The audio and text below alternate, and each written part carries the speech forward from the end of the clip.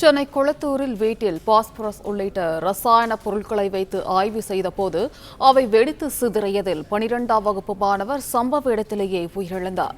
கூடுதல் தகவல்களை செய்தியாளர் கதிரவன் வழங்க கேட்கலாம். கதிரவன், விவரங்கள் என்ன கதிரவன்?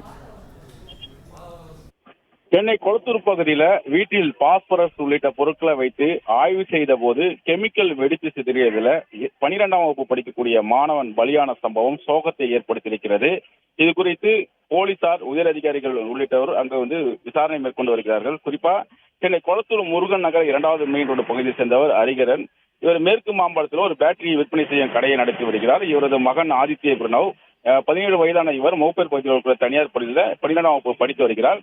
சயின்ஸ் குரூப் எடுத்து படித்து வரக்கூடிய அந்த மாணவன் அறிவியல் பூர்வமாக ஏதாவது செய்ய வேண்டும் என்று ஆர்வம் மிக்கவராக இருந்ததாக கூறப்படுகிறது. இதனால ஆன்லைன்ல அடிக்கடி இந்த பாஸ்பரஸ் போன்ற பல்வேறு வேதிப்பொருட்களை வாங்கி அதனை பயன்படுத்தி ஆய்வுகளை மேற்கொள்வதை வழக்கமாக வைத்துக் கொண்டிருக்கிறார். இன்று மதியம் அதே போலதான் பிரணவ் வீட்டில் பாஸ்பரஸ் உள்ளிட்ட பல்வேறு வேதிப்பொருட்களை பயன்படுத்தி ஆய்வு மேற்கொண்டிருந்த போது எதிர்பாராத விதமாக இந்த கெமிக்கல் மற்றும் பேட்டரி வெடித்து செய்ததில் மாணவர் ஆதித்ய பிரணவ் சம்பவ இடத்திலே பரிதாபமாக உயிரிழந்தால் வீடும் இந்த வெடித்து சிதறியதில் வீடுகளும் சேதமடைந்திருக்கிறது.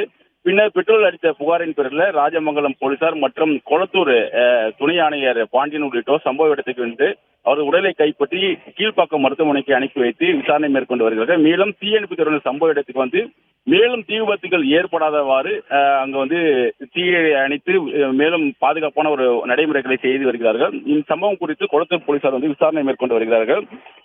அக்கம் பக்கத்தில் இந்த வீடு இடித்து சென்றனால அக்கம் பக்கத்தில் இருந்தவர்களும் பல்வேறு நபர்களும் அதிர்ச்சியில வெளியே காத்திருக்கிறார்கள். இந்த வேறு யாருக்கும் எந்த விதமான அசம்பாவிதம் நடைபெறாத தீயணைப்பு தொடர் நடவடிக்கைகளை மேற்கொண்டு வருகிறார்கள்.